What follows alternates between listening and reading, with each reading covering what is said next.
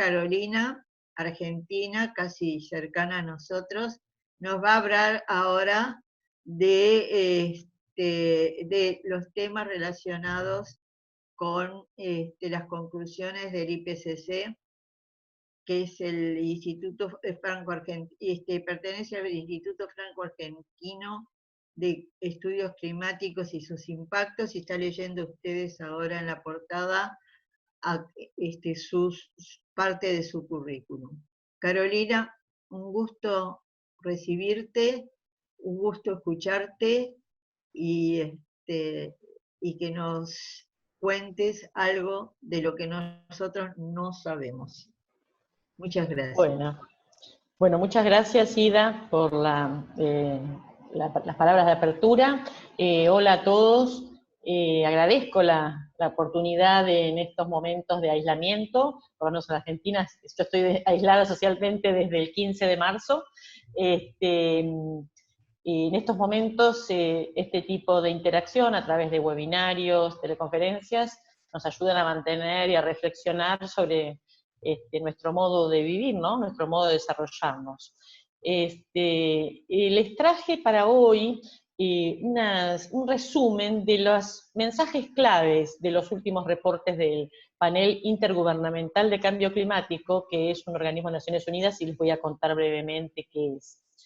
Está claro que la sociedad mundial, las personas que vivimos en este planeta desde su inicio, estamos siendo afectados por los fenómenos que la atmósfera que caracteriza nuestro planeta produce. Estos fenómenos pueden llegar a ser extremos y principalmente se deben a la variabilidad natural que presenta el clima de nuestro planeta. No se necesita que haya un cambio climático extra para que no seamos impactados por estos fenómenos, que a su vez también permiten de alguna manera la vida en este planeta, ya que nos traen las condiciones de temperatura, nos proporcionan agua, pero está claro que estas condiciones naturales están siendo afectadas por lo que llamamos calentamiento global.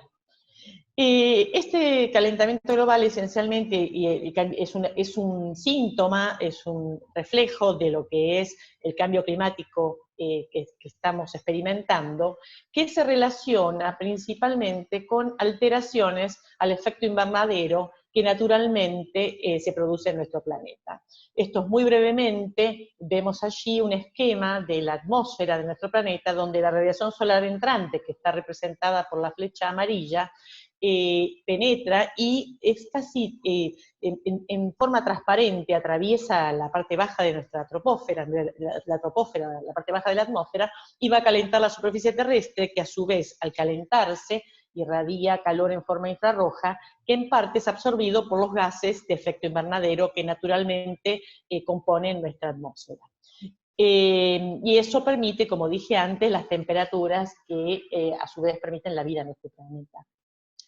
Pero este efecto invernadero está siendo alterado puede ser alterado por forzantes naturales, como cambios en la radiación solar entrante, la actividad volcánica, variabilidad interna del clima, los procesos geológicos, pero lo que nos preocupa son los cambios producto de las actividades humanas, que podemos dividir en dos grandes acciones. Una tiene que ver con los cambios de la superficie terrestre, la deforestación, la modificación en la cubierta vegetal, etcétera, alteran el clima, tienen esa capacidad, aunque lo hace de una manera local y regional. Quien tiene la capacidad de generar un cambio a escala global son aquellas acciones humanas que alteran la composición química de la atmósfera. Y concretamente se están realizando a través de dos acciones: la emisión de los gases de efecto invernadero y de la emisión de particulado o aerosoles, ¿no?, que alteran este balance de calor que caracteriza a nuestro planeta.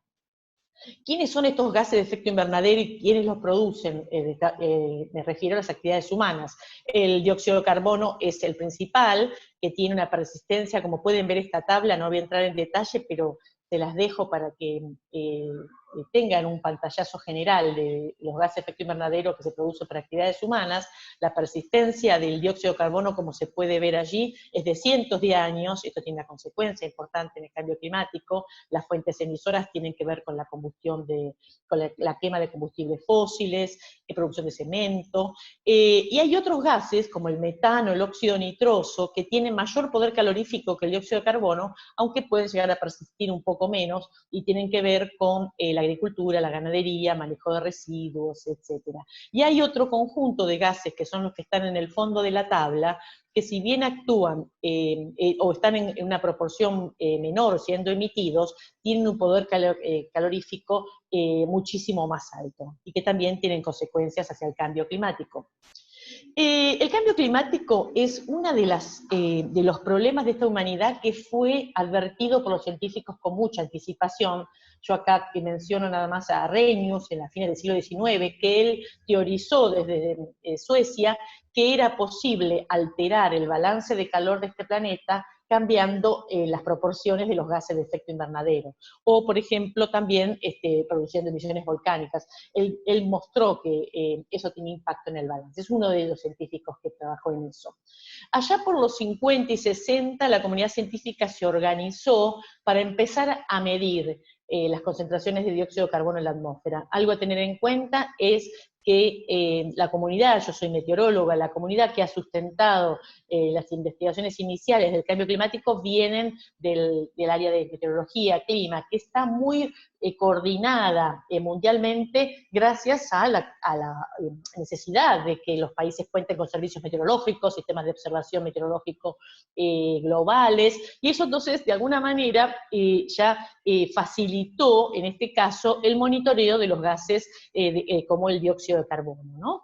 Que ya de los 50, 60 se empezaba a medir. Y se empezó a ver que a través de combinarlo con proxies, lo que se llama reconstrucciones de concentraciones de dióxido de carbono a partir de fósiles como los corales o los testigos de hielo, se pudo reconstruir una serie muy larga de dióxido de carbono y mostrar allá en esa época, en los 50-60, que el dióxido de carbono en la atmósfera estaba creciendo. Allí es donde entran a jugar las computadoras, y por la década del 60, entre la década del 60 y el 80, es el desarrollo de las computadoras, el desarrollo del modelado numérico de la atmósfera, del clima, que permitió simular en algunas instituciones científicas del mundo qué ocurriría si se aumenta el dióxido de carbono o los gases de efecto invernadero en general, y se mostró que la temperatura global iba a subir. Y en ese momento, entonces, la comunidad científica hizo una presentación a Naciones Unidas reclamando que este cambio climático, ya a mediados de los 80 se hizo esta presentación, podía llegar a ocurrir. Allí, rápidamente, Naciones Unidas reaccionó, ahí fue rápido, y a partir de ahí ya viene el camino lento que todos conocemos, creando este panel intergubernamental de cambio climático, que su primer informe ya dio lugar a que Naciones Unidas, hasta la fecha, creara la Convención Marco de Naciones Unidas contra el Cambio Climático. Ya se han realizado 5 ciclos de este panel, y el 6º está actualmente en elaboración. Es interesante, y por eso me quiero parar en contarles qué es el IPCC, porque es uno de los ejemplos de lo que es una interfase de política y ciencia global, que es un ejemplo en el mundo. Entonces, como les mencioné, fue establecido allá a mediados de los 80 por la Organización Meteorológica Mundial, el Programa de Naciones Unidas para el Ambiente, y fue avalado por la Asamblea General, y como les decía, tiene esta interacción entre científicos y política que se refleja o dialoga, por un lado en un plenario donde están representados todos los países miembros, y por otro lado tenemos el Buró, que es un comité ejecutivo de científicos, yo formo parte de ese Buró actualmente, donde cotidianamente dialogan ciencia y política para establecer la realización de diferentes reportes. Y el IPCC se organiza a través de distintos grupos de trabajo, ¿no? Y convoca autores, expertos, editores, para elaborar los reportes que van saliendo periódicamente en los distintos ciclos. Esto es un ejemplo de cómo influyó los reportes de cada uno de los ciclos, que son la columna de la izquierda, en que el mundo tomara acciones para enfrentar el cambio climático. Es decir, la ciencia siempre estuvo apuntalando este diálogo internacional y también regional y nacional en lo que se refiere a las acciones para enfrentar el cambio climático. Y el último informe, el último reporte fue en el quinto ciclo, que dio lugar o apuntaló el Acuerdo de París. Pero les voy a contar qué es lo que venimos elaborando en los reportes de este sexto ciclo, en el cual ya hemos aprobado 3 reportes especiales, y son las que me gustaría comentarles los mensajes claves sin entrar en muchos detalles, ¿no? Pero identifiqué aquellos mensajes que podrían ser de interés a una comunidad latinoamericana. Pero antes de avanzar, quería hacer un foco en este aspecto, que muchas veces se pone mucho énfasis, y yo lo hice también en esta primera parte de la presentación, en el fenómeno climático, ¿no? Pero el impacto no solo depende de la naturaleza y la severidad de estos fenómenos del clima que están en cambio, sino también se tienen que dar o se tienen que combinar esta amenaza con condiciones de vulnerabilidad intrínsecas del sistema, ya sea de sistemas humanos o de sistemas naturales, y con condiciones de exposición. Es decir, el impacto se va a dar cuando estas 3 dimensiones se combinen.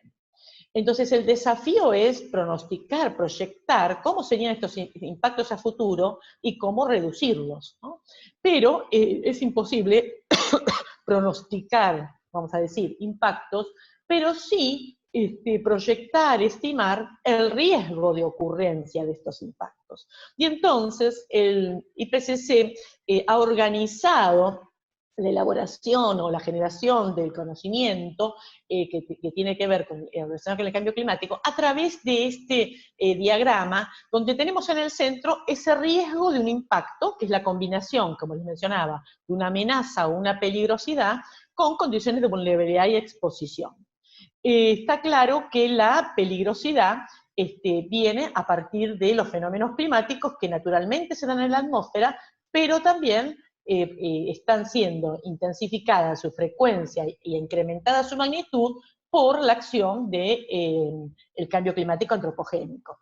Entonces, este impacto va a tener consecuencias en nuestra sociedad, en nuestros sistemas naturales, pero la sociedad puede reaccionar y reacciona a través de la gestión de este riesgo, que en el caso del cambio climático se relaciona con la implementación de medidas de adaptación y mitigación, que las medidas de adaptación sirven para reducir las condiciones de vulnerabilidad y de exposición, y las medidas de mitigación para reducir las emisiones, y de esta manera influir en frenar el cambio climático antropogénico. Entonces, puse énfasis aquí porque el resto de los mensajes, siempre, que les voy a mencionar al resto de la presentación, se van a relacionar con esta visión integrada del problema. Y entonces, cuando hablamos de acciones por el clima, estamos hablando de esta visión integrada, de combinar acciones de adaptación con mitigación, y teniendo en cuenta cómo pueden ser las trayectorias socioeconómicas a futuro, ¿no?, de nuestro planeta, y también teniendo en cuenta la gobernanza de este problema. Tengo que mencionar el Acuerdo de París porque es desde allí donde yo voy a partir. El Acuerdo de París, que se firmó en diciembre de 2015, fue una bisagra en las negociaciones internacionales de cambio climático, ya que allí la comunidad internacional se comprometió a alcanzar un máximo mundial de emisiones de gases de efecto invernadero, de manera de intentar colectivamente mantener el calentamiento global por debajo de los 2 grados. En ese momento, al momento de firmar este acuerdo, había muchas dificultades para firmarlo, ya que ese valor de 2 grados surgió, como les mencioné, del reporte anterior, ¿no? Del quinto informe, donde se mencionaban que los riesgos en un mundo de 2 grados eran muy altos. Entonces, la comunidad de gobiernos mundiales tomó ese umbral. Pero en ese mismo reporte se mostraba que el impacto, por ejemplo, en los países insulares, con el aumento del nivel del mar, en un mundo de 2 grados, era insostenible para muchos de los países insulares. Y entonces resultaba una ambición insuficiente y presionaron para que se acordara un nivel de calentamiento global límite menor. Entonces, en el Acuerdo de París se firmó diciendo que los países se comprometían a reducir las emisiones para mantener el calentamiento global por debajo de los 2 grados y preferentemente por debajo de 1,5 grados, e invitaba al panel intergubernamental de cambio climático IPCC a realizar un informe especial sobre el calentamiento global de 1,5 grados. Y entonces es desde allí donde yo voy a partir. ¿Cómo estamos ahora con respecto a los valores de calentamiento global? Esto se va monitoreando de distintos aspectos de la comunidad científica. Este es un update que se hizo en diciembre de 2019 por Climate Action Tracker, donde pueden ustedes ver a través de este termómetro cómo son las proyecciones hacia fines del siglo XXI del calentamiento global. Actualmente estamos alrededor de 1 grado, un poco más, un poco menos por la variabilidad natural, ¿no? Pero lo que se ve, acá tenemos 3 posibles escenarios basados en las contribuciones que los distintos países hicieron en relación al Acuerdo de París. Entonces, con las políticas actuales, ustedes pueden ver que es un rango todavía que llega por arriba de los 4 grados, a fines del siglo XXI, y aún con las políticas más optimistas, que sean más exitosas, no logramos que ese calentamiento global no esté por encima de los 2 grados. Es decir, que las acciones que los gobiernos hasta ahora han comprometido resultan al menos insuficientes. Entonces, como les dije, el IPCC entre 2016 y el 2018 se embarcó en la elaboración de este reporte. Les voy a contar algunos de los resultados más importantes. Por un lado, eso estimó que este grado de calentamiento pudo mostrar que es en buena parte debido a las acciones humanas. Algo que me olvidé mencionar y vale la pena que lo mencione ahora es que el IPCC no realiza investigación, sino lo que hace es evaluar la literatura que surge de las investigaciones científicas que se realizan en el mundo entero en relación a la temática. Entonces, en general, cuando hacen conclusiones, se establecen niveles de confianza, está la literatura en los reportes. Yo voy a tomar solo como los mensajes claros, los headlines, como si fueran los titulares de las noticias, pero en los informes están en el portal del IPCC, que aquellos que les interese pueden estudiarlos con más detalle. Entonces, este calentamiento global que hoy experimentamos de 1 grado, alrededor de 1 grado, está impactando en las distintas regiones de una manera diferente. ¿Por qué? Porque se combina este calentamiento global forzado por las actividades humanas con la variabilidad natural que tiene nuestro planeta. Entonces hay una heterogeneidad en algunas regiones, los calentamientos observados, las tendencias son inclusive mayores al grado.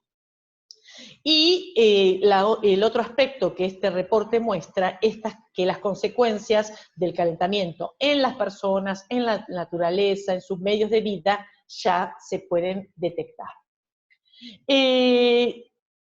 Un calentamiento global produciría entonces diferencias sustanciales, como les mencioné, a nivel regional, y en particular en la ocurrencia de eventos extremos cálidos. Por otro lado, también muestra cambios en los eventos que se relacionan con la precipitación. Y muestra claramente que los eventos extremos de lluvia, ya sea por exceso o por déficit, son mayores en un mundo de 2 grados que en un mundo de 1,5 grados. ¿Cómo afectan los niveles de calentamiento global los distintos sistemas naturales, ¿no? Y aquellos también humanos o manejados por el hombre? El IPCC usa este esquema que les voy a comentar brevemente, que en el eje vertical tenemos los distintos niveles de calentamiento, ¿no? Y con los colores y cuando va del amarillo hacia el violeta, y eso obviamente está, cuanto más violeta, mayor riesgo, ¿m? Y a su vez, con las letras M, H, se le establece el nivel de confianza que yo les mencioné anteriormente. Acá, atrás de este gráfico hay una metodología que la comunidad de autores del IPCC ha elaborado, hay una cantidad de literatura para llegar a esta síntesis. Entonces, acá tienen con una barra gris el nivel actual, ¿no? De un grado de calentamiento. Entonces allí pueden ver que existe ya un impacto moderado, en algunos lugares mayor, en estos sectores, en los ecosistemas terrestres, en la pesca, por ejemplo, en los corales, inundaciones costeras, y pueden ver que en un mundo de 1,5 grados o en un mundo de 2 grados, en todos los sectores aumenta este riesgo, pero aumenta de una manera diferente, ¿no? Y entonces esto hace que algunos sectores, algunos sistemas están más impactados ahora y van a estar más impactados a futuro, ¿no? En este caso, tomo como ejemplo las inundaciones costeras. Entonces, los riesgos relacionados al cambio climático en sistemas naturales y humanos, vemos que, esto vuelvo un poquito atrás para que lo vean, son mayores en un mundo de 1,5 grados que en un mundo de 1, pero a su vez son mayores en un mundo de 2. Por consiguiente, existe un beneficio en mantener el calentamiento global por debajo de 1,5 grados.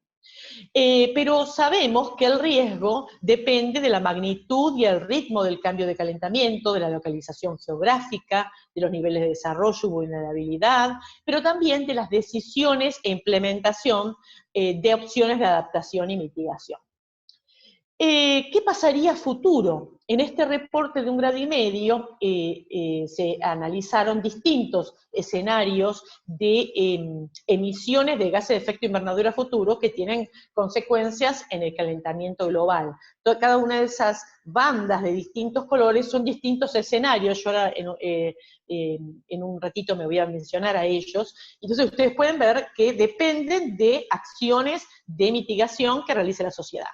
Pero ustedes pueden ver, estos escenarios se identificaron como aquellos que serían los más plausibles o los más factibles de que la sociedad pudiera encarar, ¿no? Y en todos ellos existe en promedio una proyección de que alcanzaríamos el 1,5 grados aproximadamente entre el 2030 y el 2052, ¿no? Pero entonces, quiero destacar algunas cosas que no se pueden distinguir tan fácilmente de acá, que tienen que ver con cuánto tienen que caer las emisiones, ¿no? Entonces, para limitar el calentamiento en 1,5 grados, las emisiones tienen que caer alrededor de un 45% al 2030, con respecto a los niveles del 2010. Sí, en cambio, para mantener un mundo de 2, o para llegar a un mundo de 2 grados, sería un 25% esa reducción. Esto tiene que ver, como ven, son valores importantes de reducción que hay que realizar. Y por otro lado, para limitar el calentamiento, las emisiones necesitan alcanzar su cero neto, es decir, es cerca del 2050, ¿no? Es la captura con la emisión se tiene que balancear en cero cerca del 2050. Mientras que si en un mundo de 2 grados eso ocurre un poco después. También una de las consecuencias importantes, que no voy a entrar en detalles, es que la reducción de las emisiones de los gases que no son CO2 tienen un impacto directo e inmediato en beneficio de la salud. Muchos de esos gases que no son los de CO2 están afectando la calidad de aire de muchas ciudades de este planeta. Entonces, hay acciones, este reporte muestra que acciones combinadas para mejorar la calidad de aire en las ciudades puede también entonces tener consecuencias beneficiosas para reducir el cambio climático.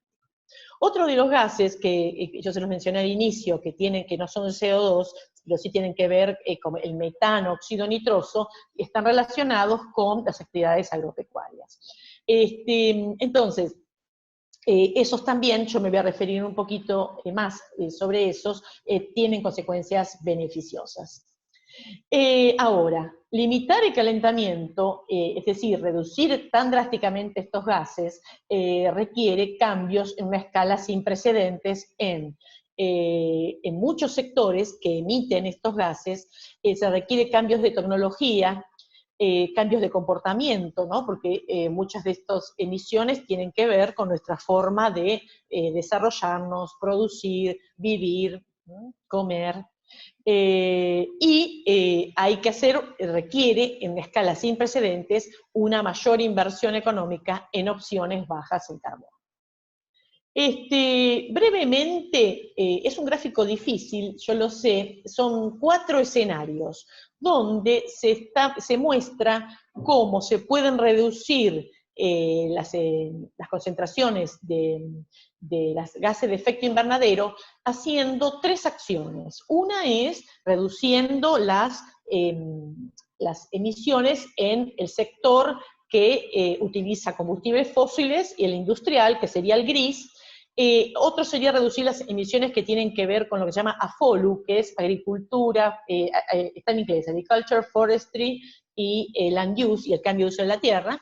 Y el amarillo es una acción que se llama BECS, que es la generación de bioenergía, de biocombustible, combinado con captura de carbono. Entonces, ustedes pueden ver que cada uno de estos escenarios utiliza o tiene estrategias diferentes, ¿no? Y entonces, lo que se puede ver es que es mucho más difícil concentrarse solo en el sector de reducción de emisiones que genera combustibles fósiles industriales. Estamos hablando esencialmente de transporte, producción de energía, ¿no? Desarrollo industrial, que uno obtiene reducciones de las concentraciones de los gases más agresivas, más ambiciosas, si lo combina con acciones de reducción de los gases en la actividad agropecuaria y también la silvicultura, y también en la generación de bioenergía y captura de carbono. Ahora, el progreso en renovables, eso es una acción que ya ha empezado en el mundo, viene lento, pero ya se está dando esa transición. El IPCC en el quinto informe, en el quinto ciclo, perdón, ya había hecho un reporte especial de cambio climático y energías renovables, la conclusión es que ese progreso en la transición hacia energías renovables tendría que replicarse a formas sostenibles de producción en otros sectores.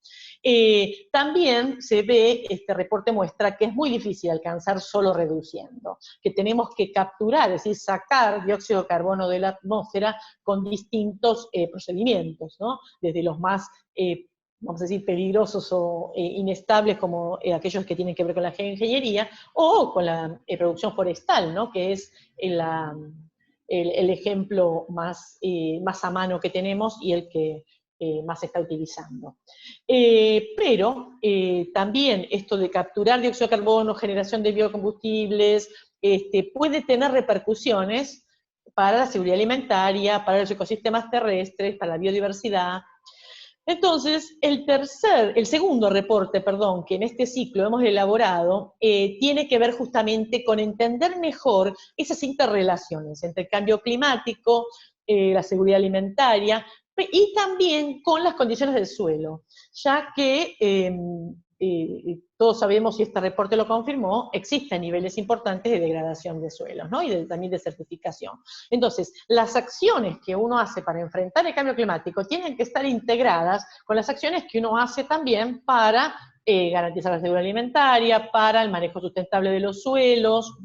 Entonces, pero hasta el momento no había un estudio, no había un análisis realmente integrado de todas estas dimensiones. Entonces este reporte hizo aportes muy importantes. Este reporte se realizó entre el 2017 y el 2019 y los gobiernos lo aprobaron en el 2019. porque la elaboración de los reportes, como yo les mencioné, surge de ese diálogo entre ciencia y política. Los gobiernos son los que deciden cuáles van a ser las temáticas, los reportes especiales, y luego, cuando los científicos lo elaboran, se lo presentan a los gobiernos, que es para su aprobación. Los gobiernos no cambian la ciencia, sino que adoptan o no las conclusiones de estos reportes, ¿no? Y en el caso especial de este se hizo en agosto pasado. Esto lo dejé en inglés porque la palabra land queda claro que estamos hablando. En cambio, en español todavía tenemos muchos problemas para hablar de tierra, se confunde con nuestra tierra, suelo, parece que solo es la parte, no parece no incorporar a todos los otros elementos de la superficie. Cuando en cambio lo decimos en inglés, queda claro a qué nos referimos con land. Pero lo digo en español, la tierra es donde vivimos. La Tierra, esta fue el inicio y la conclusión del reporte. La Tierra está bajo una gran presión humana. La Tierra también es parte de la solución, pero no puede hacer todo. No puede ser toda la solución. Algunos ejemplos. Por un lado, se evaluó el nivel de degradación a escala global de la Tierra, y el reporte concluyó que un cuarto de la superficie que no está cubierta por los océanos o hielo ya está degradada y en una situación crítica. Las tasas de explotación de la tierra y del agua dulce de las últimas décadas no tienen precedentes en la historia humana, pero a su vez la degradación de la tierra merma la productividad, limita los tipos de cultivos, está afectando la capacidad de los suelos para absorber carbono. A su vez, el cambio climático, producto de las emisiones de los gases de efecto invernadero, impacta degradando o exacerbando la degradación de la tierra de muchos modos diferentes. Un análisis importante que hizo este reporte fue el de evaluar cuánto contribuyen globalmente a las emisiones de gases de efecto invernadero las actividades agropecuaria en su generalidad, la producción de alimentos y la deforestación. Y se ha concluido que contribuyen alrededor de un 23%. Como se ve, el otro gran porcentaje tiene que ver con las actividades asociadas con la utilización de combustibles fósiles. Este 23% es de escala global, pero en muchos países tiene un mayor valor, en particular muchos países de Latinoamérica que tienen una producción socioeconómica basada en la agricultura, la ganadería. Este porcentaje, como en el caso de mi país, Argentina, puede subir al 39%. Este reporte entonces mostró que es posible realizar acciones para combatir el cambio climático del suelo, garantizar la seguridad alimentaria y la nutrición. Hay un montón de opciones de manejo sustentable del suelo, de manejo en la diversidad de los cultivos, en la forma, que yo no voy a entrar en detalles. Solo quise concentrarme en un aspecto que tuvo mucho interés cuando este reporte salió, que tenía que ver con la dieta, ¿no?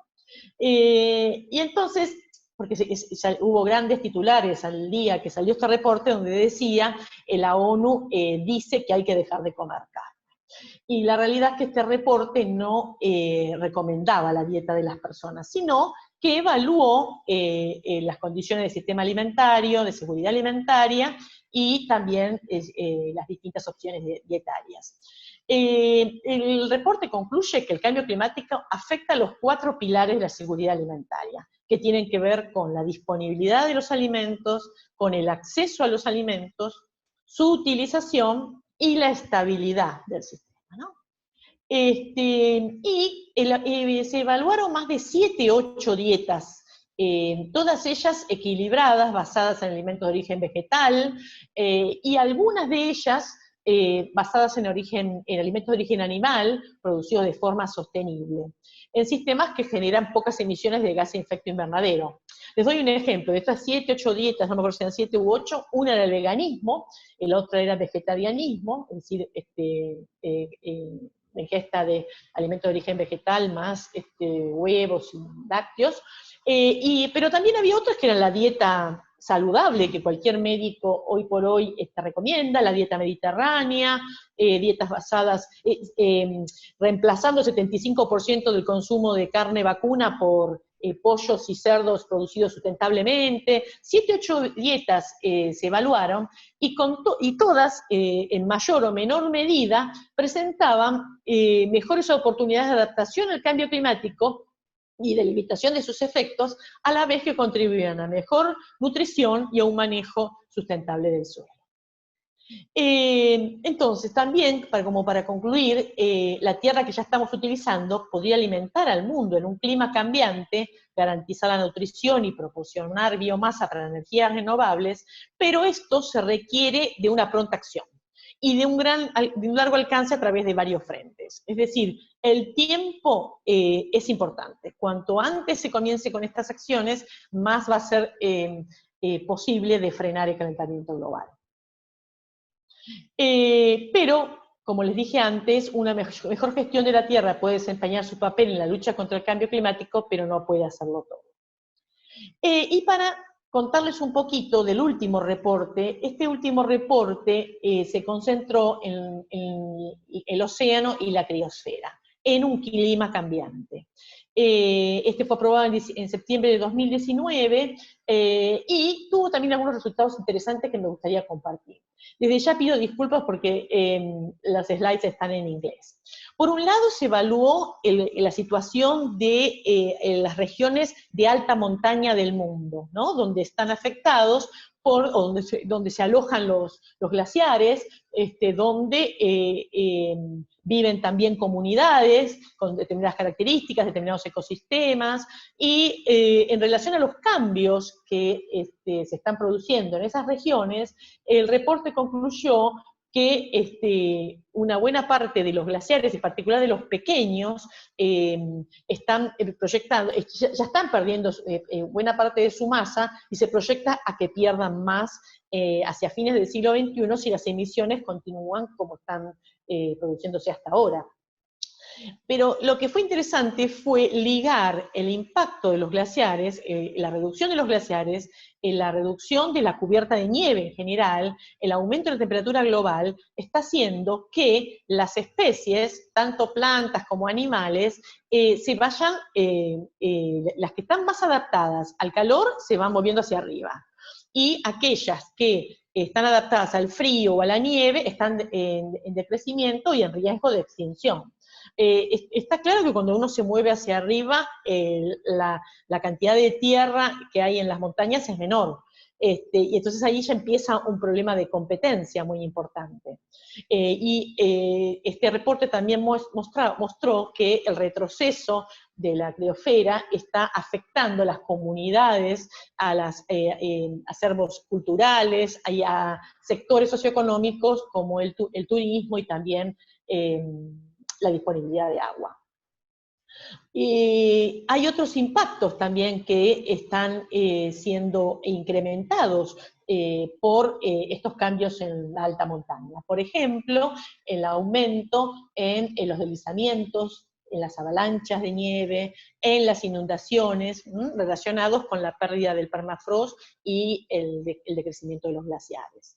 Este cambio en la disponibilidad de agua de montaña también está afectando, entonces, como mencionaba, la agricultura, la energía, a las comunidades en general que afectan esas zonas. Entonces, y también muestra, a través de esta evaluación de literatura, que limitar el calentamiento 1,5 grados permitiría a estas personas ajustarse a estos cambios en la disponibilidad de agua y a limitar los riesgos relacionados con estas amenazas de la montaña. Pero, como les decía antes, en un mundo mayor hay límites a esta adaptación. Como acciones de adaptación y de acción por el clima se identificaron un manejo de agua integrado, cooperación transfronteriza, que en algunas cuencas eso involucra países, en otros involucra provincias, etc.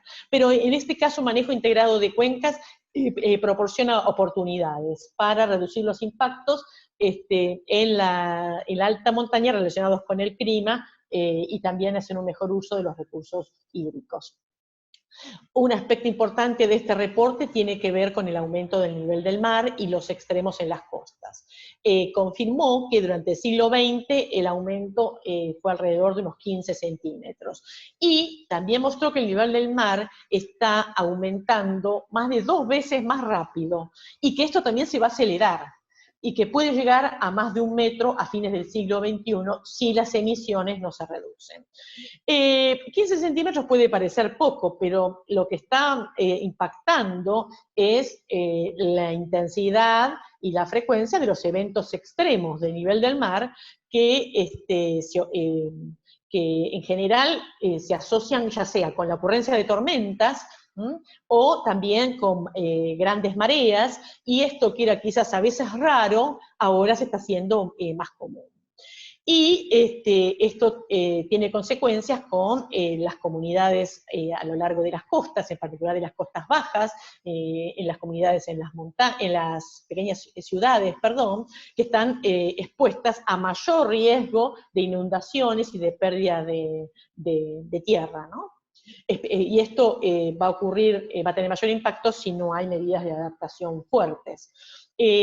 Algunas de estas medidas de adaptación ya están siendo implementadas, que tienen que ver con protección costera, adaptaciones basadas en los ecosistemas, uso de manglares, mejoras en las costas, relocalización de las comunidades urbanas, pero, como les decía, estas adaptaciones tienen un límite o varían su efectividad dependiendo del nivel de calentamiento global con el cual se implementen. Y también concluye que las personas con mayor nivel de vulnerabilidad y exposición son también aquellas que tienen menor capacidad de responder, ¿no? Y otro aspecto importante de este reporte tenía que ver con los océanos. Allí nosotros sabemos que los océanos están capturando más del 90% del calor en exceso que se produce en el sistema climático por el aumento de los gases de efecto invernadero. Y entonces se espera que para el fin del siglo XXI el océano tome más de entre 2 y 4 veces más calor si el calentamiento del mar está limitado a 2, pero esto aumenta en mayores emisiones. Pero tiene una consecuencia que el océano esté caliente, que se reduce al estar el agua caliente arriba y el agua fría abajo, eso es muy estable, y entonces no se mezcla el agua, y entonces la cantidad el océano necesita realizar mezclas verticales para que el oxígeno y los nutrientes permitan la vida marina en una mayor profundidad, ¿no? Entonces eso se ve afectado con un océano caliente. También se han detectado un aumento en la frecuencia e intensidad de las olas de calor marinas, que esto tiene un impacto muy grande en ecosistemas como lo de los corales, ¿no? Y también la distribución de la vida marina. Ha habido un caso que se ha hablado mucho, hay mucha literatura, de una zona de altas temperaturas que se ha detectado al este de la costa uruguaya, por ejemplo, ¿no? Y también esto está asociado con una mayor acidificación de los océanos. Esto obviamente tiene estas consecuencias de los cambios físicos y químicos del océano, tiene impactos en la vida marina. Y entonces el calentamiento global está produciendo, el calentamiento de los océanos, que haya también un movimiento en las poblaciones de los pesqueras. Entonces hay como una migración hacia las zonas, por ejemplo, de peces o de especies adaptadas a temperaturas, a un determinado nivel de temperatura, migran hacia los polos para obtener esas mismas condiciones. Esto tiene consecuencias en las capturas pesqueras globales, ¿no? Y entonces, a su vez, esto impacta en las comunidades que dependen directamente de la comida, del alimento que viene del mar, ¿no? Y entonces está afectando a comunidades en sus aspectos nutricionales y su seguridad alimentaria. También se evaluó si, por ejemplo, acciones contra la contaminación de los océanos, se ha concluido que tiene un aspecto positivo en reducir la polución, ya que ayudaría a que la vida marina entonces tenga menos presión por estos cambios en el ambiente, ¿no? Y entonces se ha identificado como acciones de adaptación un manejo manejo pesquero, la identificación de áreas protegidas marinas, son oportunidades para adaptarnos. Este reporte, para ir terminando, también identifica, como lo mencionó el reporte de tierra, ¿no? la urgencia de llevar estas acciones coordinadas y ambiciosas y cuanto antes, ya que cuanto mayor es el calentamiento global, de nuevo, va a ser más difícil realizar estas acciones de adaptación en relación con el océano y la biosfera. Y estas acciones van a tener más impacto si involucran comunidades, personas, gobiernos. Y por primera vez, uno de estos reportes confirmó la importancia de la educación en clima, educación científica de la sociedad como una medida de acción contra el cambio climático.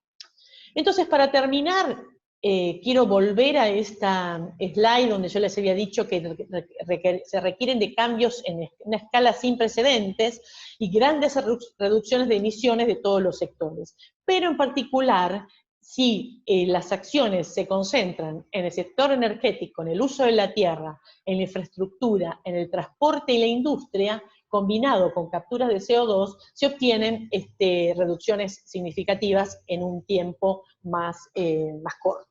Las tecnologías en realidad existen, se requieren cambios tecnológicos, pero las conclusiones son que la tecnología existe, sino que hay que transicionar a ese uso.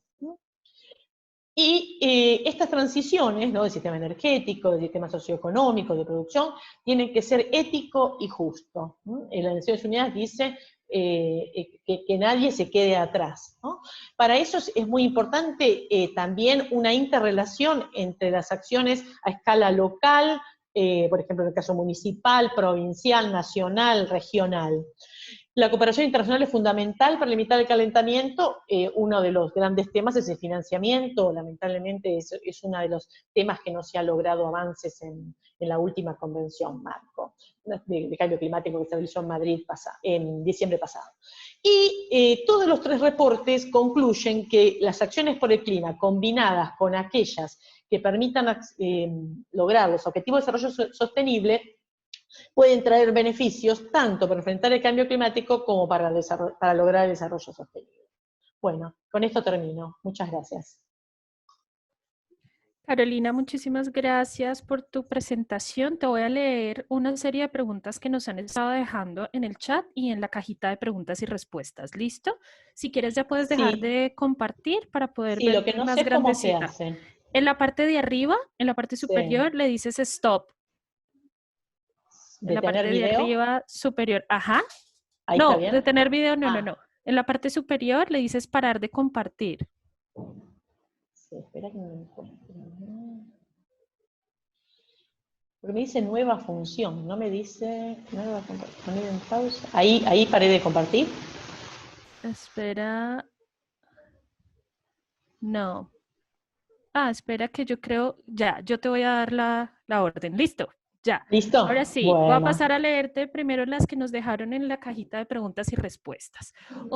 Oscar Cárdenas pregunta, ¿cuáles son las acciones humanas que el IPCC considera como las más importantes en términos de su contribución al cambio climático? Bueno, justamente es lo que yo intenté resumir en el último slide, ¿no? Porque está claro que se necesita una reducción drástica de las emisiones asociadas con la utilización de combustibles fósiles y ayuda de una manera significativa en la reducción de las emisiones asociadas a actividades agrícolas ganaderas. Entonces, el foco es en lograr la transición energética hacia mayor uso de energías renovables cuanto antes en un corto plazo. En el caso del transporte, comenzar con el transporte público en las ciudades y como el manejo sustentable de la agricultura y cambios en la infraestructura, porque en la infraestructura una de las mayores emisiones tiene que ver con la falta de eficiencia en el uso de digamos, de la calefacción o el enfriamiento de nuestras viviendas, de nuestros edificios, ¿no? De donde vivimos. Esas son las acciones más importantes que se identificaron.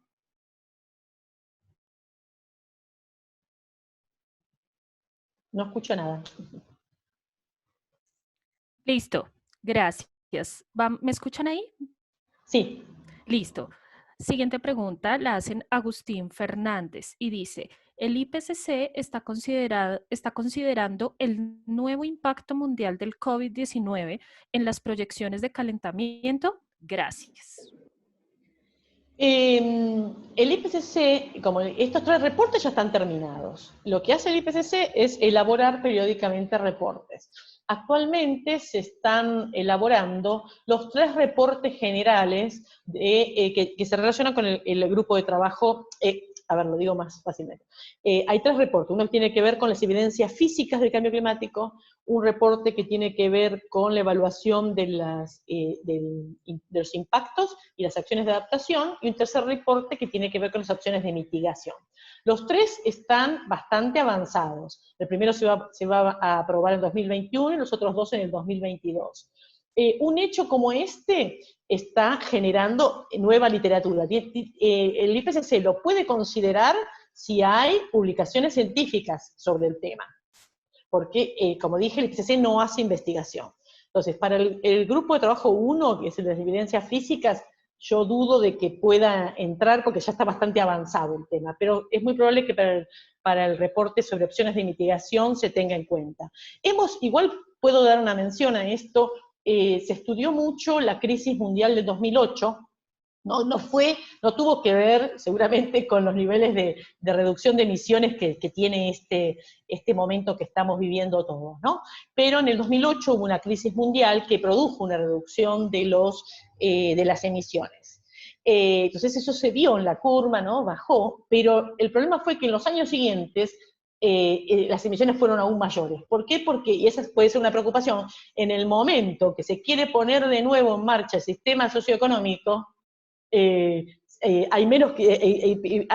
ese peligro de tener mayores emisiones, ¿no? Justamente por ese impulso. Entonces es un momento para tratar de pensar y hacer las cosas bien.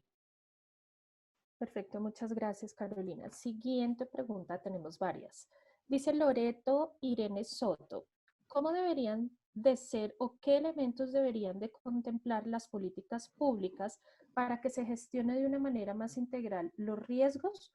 Por lo expuesto en la gráfica exhibida de los impactos y o posibles impactos, se colige que ni las políticas más optimistas suprimen todos los riesgos, por lo que es necesario repensar la forma de construir las políticas públicas de reducción de riesgos. Sí, la respuesta es sí. Antes que nada, yo soy climatóloga del área física del clima, no vengo de las ciencias sociales. Este es un área en que muchos investigadores de ciencias sociales investigan y elaboran IPCC, pero justamente es ese. Esta pregunta puso el foco. Es imposible llevar el riesgo a cero, ¿no? El impacto nunca va a ser nulo, pero sí las políticas tienen que apuntar a su mayor reducción. Esta integración de acciones que se tienen que hacer depende mucho del impacto que se quiere reducir su riesgo y también de las condiciones socioeconómicas, naturales. Ese es un gráfico que se lo va aplicando a los distintos impactos, ¿no? Desde sequía, inundaciones, salud, alimentos. Entonces, la respuesta más detallada depende del sector. Genial, Carolina, gracias. Bueno, acá nos dejan otro comentario y es una felicitación. Excelente presentación, Carolina, felicidades. Y gracias. Oscar Cárdenas pregunta, ¿el IPCC considera que algunos países deberían contribuir más en la reducción de sus emisiones que otros en función de su producción de GEI? ¿Qué tan factible sería esto?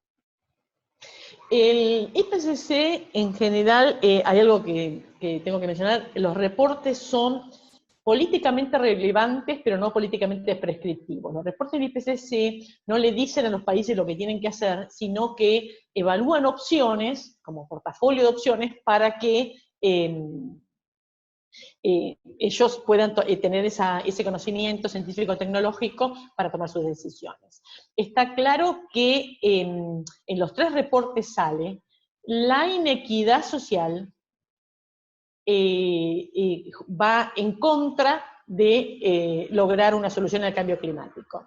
La solución es más fácil de lograr en un sistema que tenga equidad social, y esa equidad social se puede dar tanto dentro de un país como a escala global.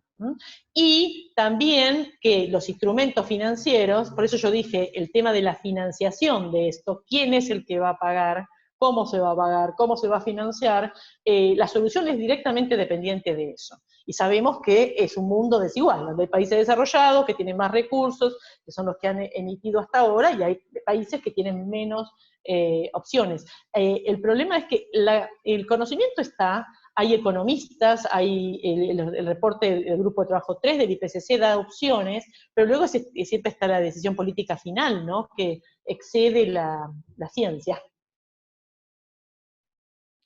Muchas gracias, Carolina. Otra pregunta de Loreto Irene. Dice, se habla mucho de acciones coordinadas, acciones conjuntas, y eso se ve reflejado en los tratados internacionales relacionados con la materia y en algunas leyes locales. Sin embargo, eso no se ve reflejado en la vida cotidiana de los municipios o provincias.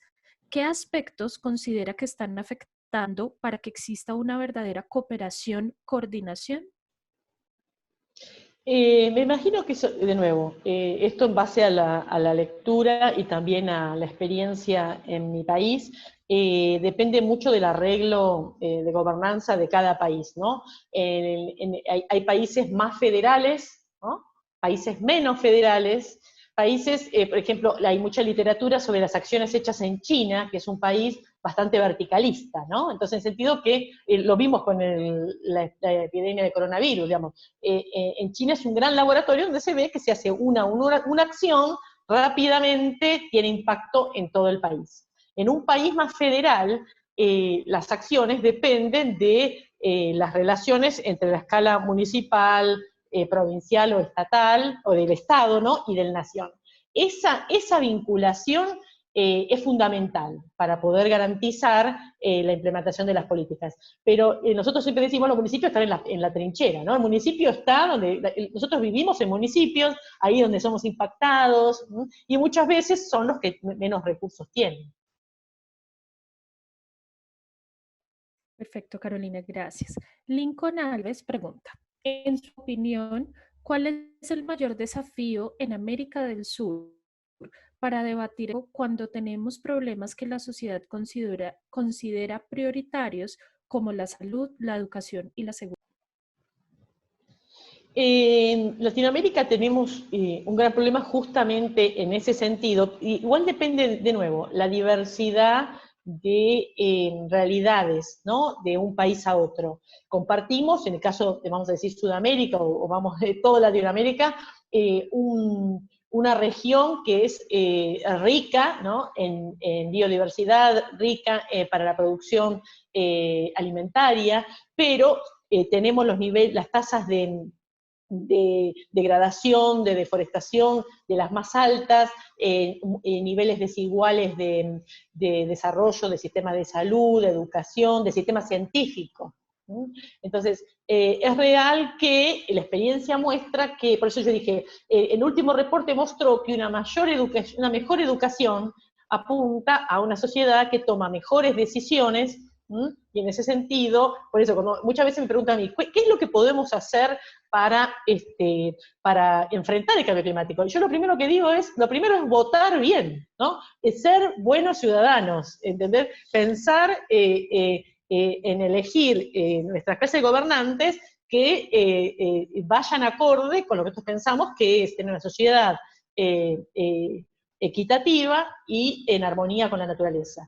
Pero hay algo que también tenemos que aprender a hacer, a veces es medio incómodo decirlo, pero tenemos que cuestionar nuestro propio desarrollo, ¿no? Es decir, no podemos todos, este mundo, tenemos que cambiar el paradigma de vivir mejor a vivir bien, o vivir dignamente, porque vivir mejor pareciera como que uno, si tengo un auto puedo tener 2, puedo tener 3, pero vivir bien o vivir dignamente, capaz que con un auto, o sin un auto, si yo vivo en una ciudad, también puedo vivir bien. Entonces, tenemos que replantearnos también nuestros niveles de felicidad, vamos a decir, y nuestra responsabilidad ciudadana. Completamente de acuerdo, Carolina. Siguiente pregunta. Axel, ¿es la reciente erupción de diferentes volcanes del mundo una manera en la que el planeta, por naturaleza, debe regular su temperatura debido a las últimas reducciones durante el lockdown de industrias a nivel global?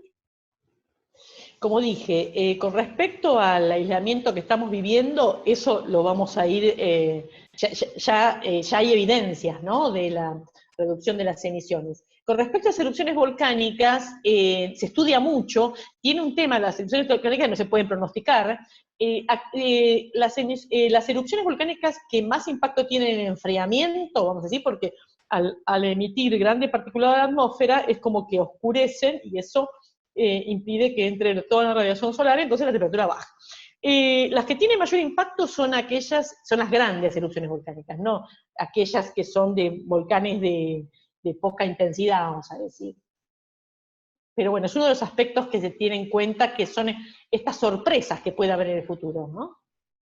Y los volcanes es una. Perfecto, Carolina, gracias. Nadia Testani nos pregunta, cuando se habla de transición energética, ¿se tiene en cuenta la energía nuclear? Depende del país. En algunos países está prohibida, en otros países se la considera una opción. Personalmente, en el caso del reporte del IPCC, lo considera como una opción válida. Sí, se toman todas las protecciones que la regulación internacional y las nacionales dicen, pero se encuentra dentro del abanico de posibles opciones para la transición. Perfecto. Tomás Bolaños pregunta, ¿qué estudios faltan en Latinoamérica para lograr conclusiones más adecuadas al efecto regional en Sudamérica del cambio climático? Bueno, un montón. La verdad que tenemos mucha deficiencia. Por ejemplo, el reporte de alta montaña que yo mencioné antes, nosotros tenemos la cordillera de los Andes y la literatura disponible era nada comparada a la que había, por ejemplo, Islandia, por decir algo, por decir países de América del Norte, que súper estudiada cada una de sus montañas en sus distintas dimensiones, y nosotros tenemos unos vacíos importantísimos.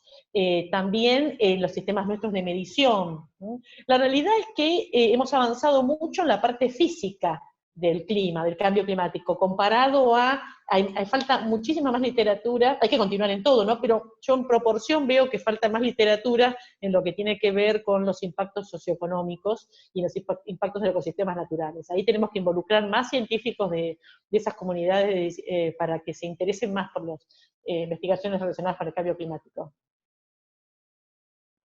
Perfecto. También nos llegan preguntas por el correo de personas que están viendo la transmisión.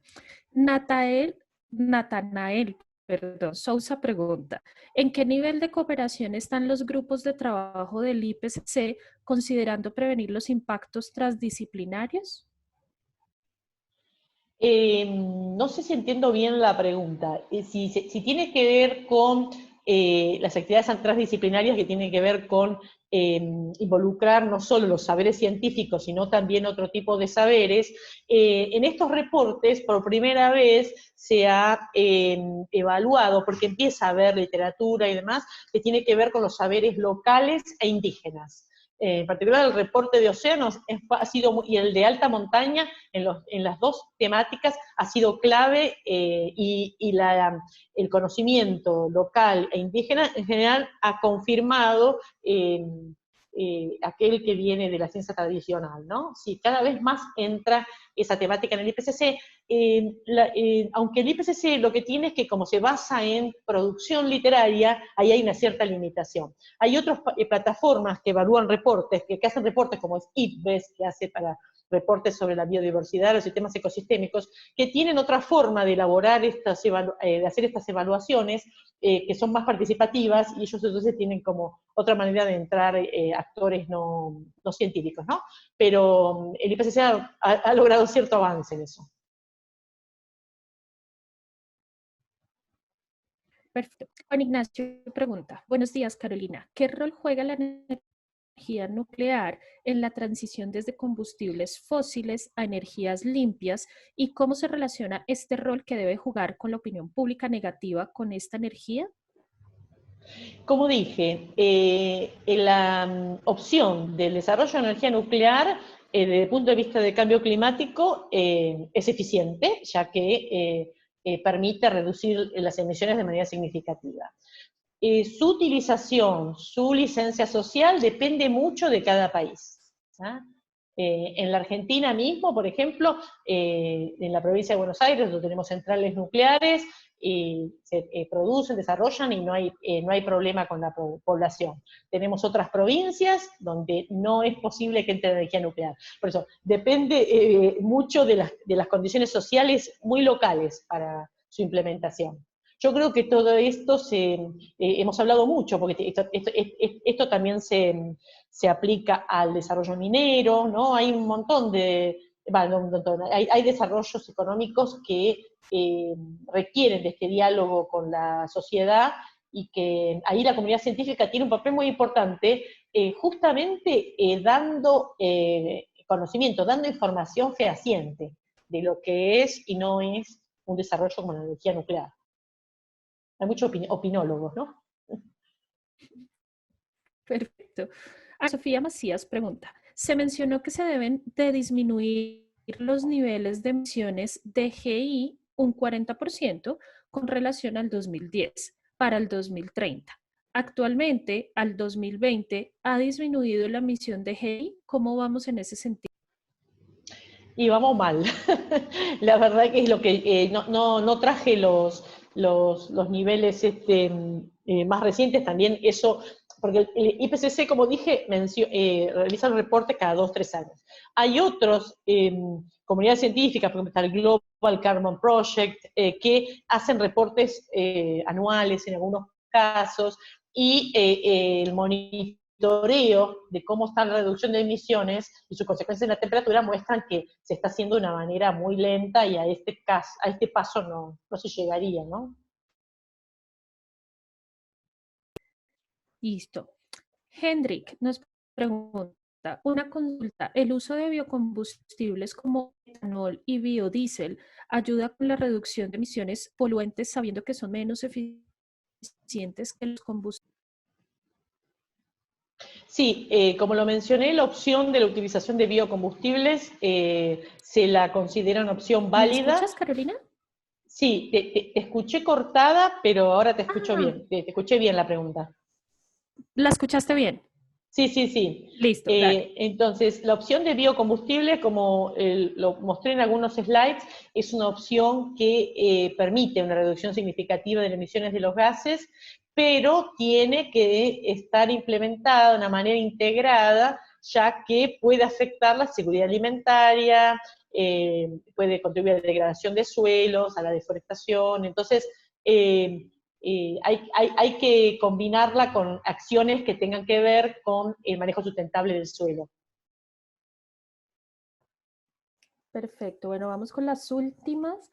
Héctor Macedo pregunta, en su opinión, ¿cree usted que volver a poner en marcha la economía mundial y la recuperación de toda la producción mundial, el aumento de GI sea más de lo esperado en los próximos 10 años, que es el tiempo donde se propone la reducción de dichos gases? Yo no soy una experta en eso, pero como dije antes, la recuperación de otras crisis en el pasado mostró que ocurrió eso, ¿no? Que lamentablemente aumentan las emisiones después de una crisis. Listo. Y aquí abajo, bueno, ya dejan un comentario y es doctora Carolina, muy buena presentación, muy claro. Estoy en la audiencia aquí en INPE, en Brasil, Instituto Nacional de Investigación Espacial.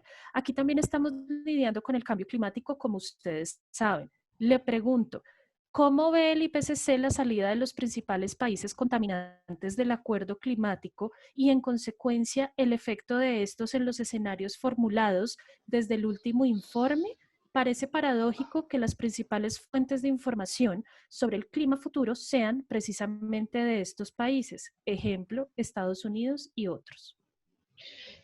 Como mencioné antes, el IPCC no se concentra en un solo país, en las emisiones y las acciones de un solo país, sino de la emisión colectiva.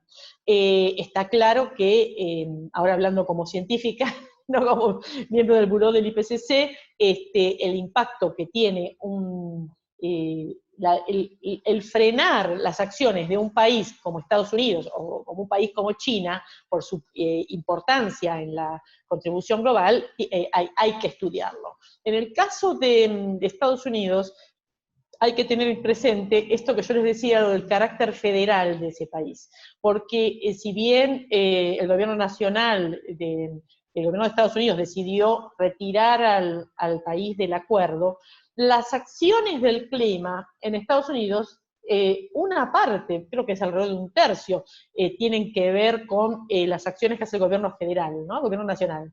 Pero otro tercio ya de lo que habían decidido o propuesto realizar, habían sido acciones que se realizaron ya en el gobierno del presidente anterior, Obama. Y otro tercio son las acciones federales. Hay que tener en cuenta que, por ejemplo, el poder económico combinado del Estado de Nueva York y el Estado de California es la cuarta potencia mundial. Y son dos estados cuyas acciones contra el clima y para enfrentar el cambio climático han sido hasta el momento muy ambiciosas. Entonces, hay que, como yo relativizo esto de que Estados Unidos se haya ido de Acuerdo de París con respecto a las emisiones de ese país, pero sí la retirada, vamos a decir, de Estados Unidos del Acuerdo de París tuvo otra consecuencia que es más seria, que es el retiro de Estados Unidos de apoyo a acciones internacionales, que Estados Unidos apoyaba con fondos y que ahora no cuentan con esos fondos de Estados Unidos. Entonces, eso hablaba de lo que, esa relación que hablábamos antes, ¿no? Las oportunidades para países en desarrollo, subdesarrollados, que vienen de fuentes internacionales, han sido impactados por ese desinterés ahora de Estados Unidos por el tema. Listo, y vamos con la última. Ya Alexia pregunta, ¿qué medida o acciones propone el IPCC en relación a la resiliencia y cambio climático? Bueno, el concepto de resiliencia nosotros lo manejamos como mejorar la capacidad adaptativa, ¿no? Por eso yo, como te mencioné antes, en ese diagrama de gestión de riesgo es reducir las condiciones de vulnerabilidad y exposición, hacen más resiliente un sistema, ¿no? En el caso de ecosistemas, sistemas naturales, es allí donde se ve. El concepto de resiliencia para sistemas humanos, es decir, para las personas, está como cuestionado por las ciencias sociales, ¿no? Porque la resiliencia es como que es la capacidad de resistir, mientras que los seres humanos tenemos la capacidad de ser proactivos, no solo de resistir, sino de reformularnos, ¿no? Entonces, nosotros queremos una sociedad que no sea solo resiliente, que sea más allá de resiliencia, que sea capaz de tener un desarrollo que justamente seamos lo suficientemente creativos para poder tener un desarrollo inclusivo en armonía con la naturaleza, ¿no? Carolina, muchísimas gracias por su tiempo, por esta presentación. Para todos los asistentes, estaremos publicando en los próximos días la grabación de este webinar. Quedamos a su disposición, esperamos verlos en los próximos webinars. Y Carolina, bienvenida y nuevamente muchas gracias por tu espacio y por tu excelente ponencia, y también quedamos a tu disposición para lo que necesites de aquí en adelante. Bueno, un gusto, ¿eh? Hasta la próxima. Adiós.